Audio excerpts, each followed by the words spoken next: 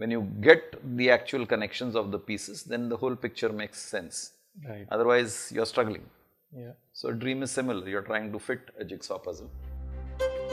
We learn about life through questions.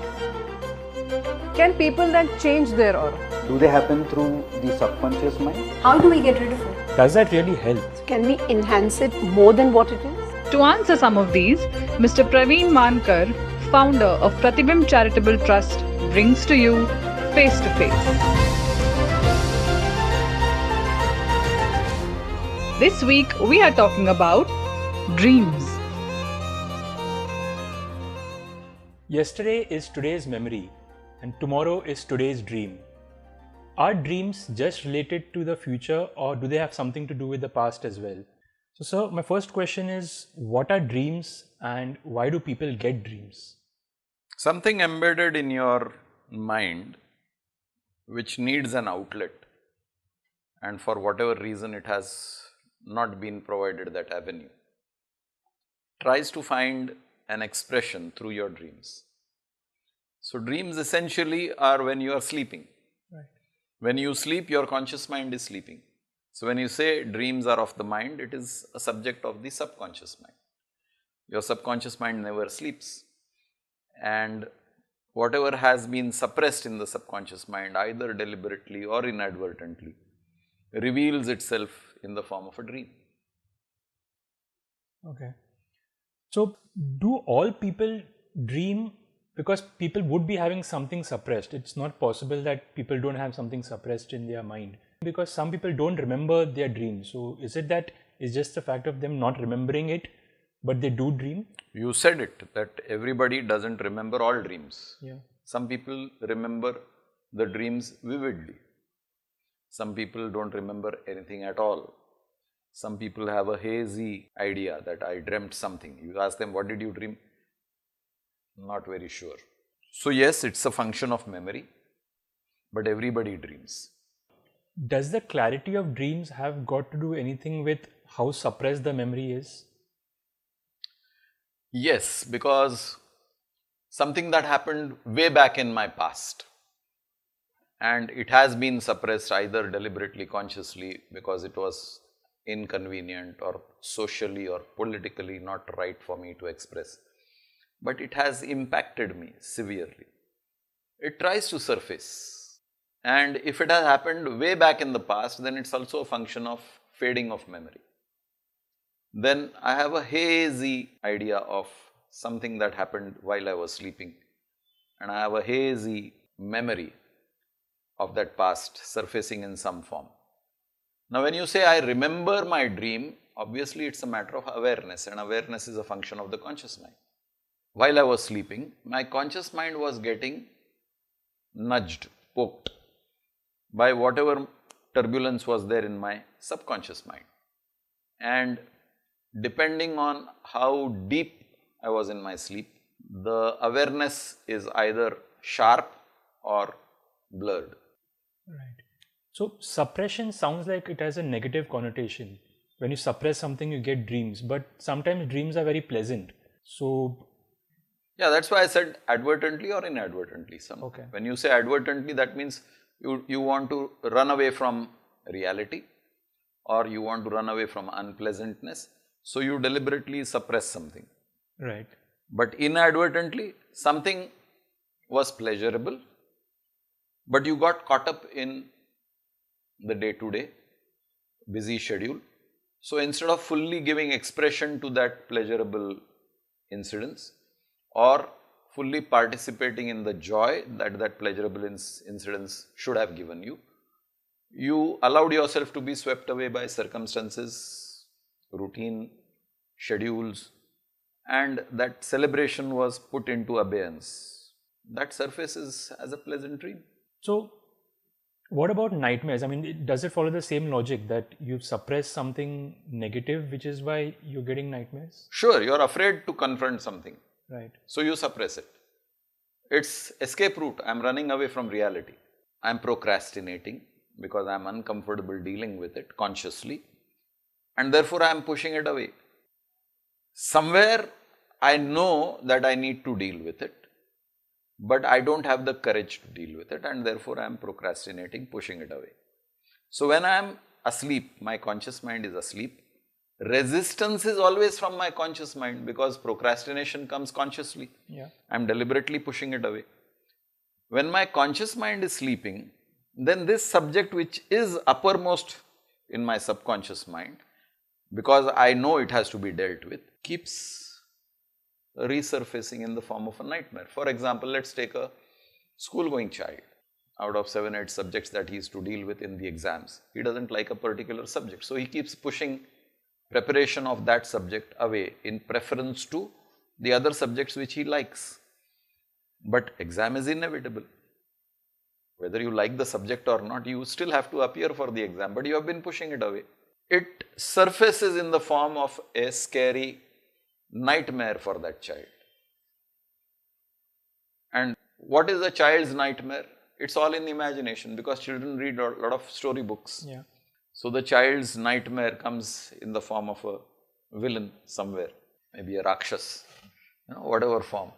And then the child wakes up screaming or sweating, having had a bad dream, a nightmare, which is in the form of a fairy tale. For example, mathematics. He's not happy dealing with mathematics, he's pushing it away. The mathematics appears in his imagination as a form of a demon. He's trying to conquer him. Right. So dreams need not necessarily be exactly what you're trying to suppress. It could come in some different form. It could come in symbolic forms. Right. Which is why sometimes you feel that the dream doesn't make sense. Yes. Because you can't relate to what your actual issue is. You can't make the conscious connection. Right. It's like a jigsaw puzzle. Right. And as long as you don't fit the pieces in the right place, you are always confused what this picture is trying to depict. Right. When you get the actual connections of the pieces, then the whole picture makes sense. Right. Otherwise, you're struggling. Yeah. So a dream is similar. You're trying to fit a jigsaw puzzle, not knowing which piece goes where. Right. So do dreams really tell us something? Because it's a subconscious mind which has a suppressed memory which is coming out in some form. So should we try to analyze and act on our dreams? They are trying to tell us something. There's something which you need to deal with, something which you have been postponing, procrastinating. So the dream is a mechanism which is trying to alert you that, hey, something is not right, you need to look into it. The unfortunate part is we don't know how to deal with it. Yeah.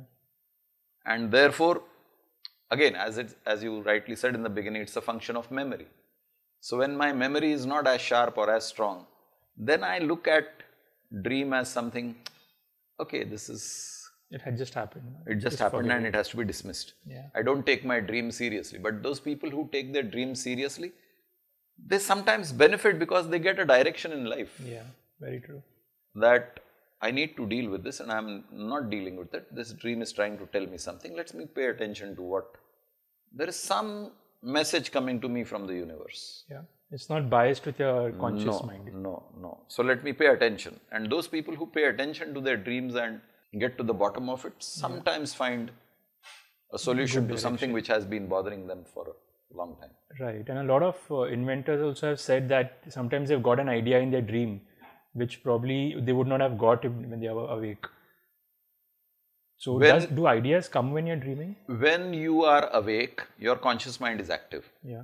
Like you said, inventors, discoverers, when they are contemplating on a particular idea which they have been obsessed with and they are not finding the solutions, is because their conscious mind is awake and is thinking in a particular direction. Right. The analysis, the logic, the reasoning, all functions of the conscious mind. Yeah. When you are asleep, this conscious mind is asleep. Right. So all the logic and reasoning which is there in the wakeful conscious mind, which is a function of knowledge, is now no longer interfering with your subconscious mind. Subconscious mind is a larger part of your mind and it is having the capability of recalling everything. Right. It never forgets anything. So the missing pieces in your memory of the conscious mind somewhere click in your subconscious mind and then a better picture emerges. Right. If you suddenly become conscious of that better picture, you think it is an idea which I got. Actually, it is a logic placed on a platter in front of you in the form of a dream. Right. And then you say, oh, I got the solution to this problem in my dream. Yeah. Yeah. So you mentioned that dreams are part of the subconscious mind. So, and the subconscious mind, for those who believe in rebirth, it carries forward. So could your dreams also be related to something in the past Oh life yes. also?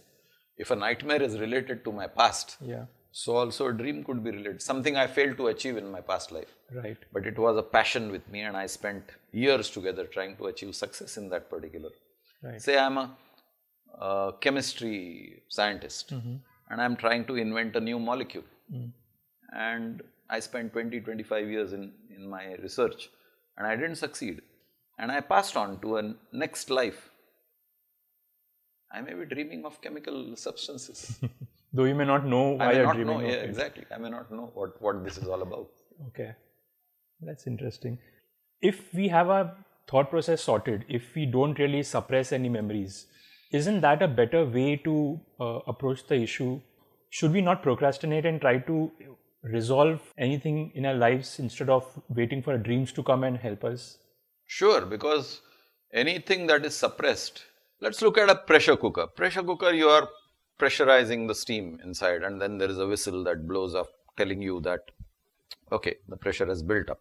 When the pressure is released through that whistle, the pressure cooker becomes safe. Now imagine the whistle is choked. The pressure is not allowed to be released. Now you are in danger. This pressure cooker can burst. Right. The same thing happens with your mind. If you are pressurizing your mind to suppress certain things, not giving an outlet of expression to it, something will explode. Something will blow up in your mind, in your life. Probably it will even erupt in the form of a skin disease. So giving an outlet to whatever is suppressed is always good. Dream is an outlet for things to release from your mind. You becoming conscious of the dream is a better outlet. The whistle is now blowing. Yeah. Yeah, you are aware that something is being let out. Right. When you are not connected to your dreams, when you are not aware what this dream is trying to tell you, you are not letting that suppressed feeling out of your subconscious. Right. Because the outlet is also through the conscious. If you look at hypnotherapy, what the hypnotherapist does is he hypnotizes you. When he hypnotizes you, your conscious mind is put to sleep. Any hypnotist would say sleep. So sleep means the conscious mind has been put to sleep, but your subconscious mind is awake. Now he is giving commands to your subconscious mind. Right. And he is encouraging the subconscious mind, okay, speak up, speak up, speak up. And then while your conscious mind is asleep, you are speaking through your mouth whatever the subconscious mind wants to communicate. Now suppose it's a childhood trauma, which has been manifesting in the form of sleepless nights, palpitations, nightmares, uneasiness, heart trouble. Now the hypnotherapist has succeeded in eliciting that response from your subconscious mind. Whatever was your childhood trauma has been released. And then you snap the patient out of hypnosis and then you say, this is what you said.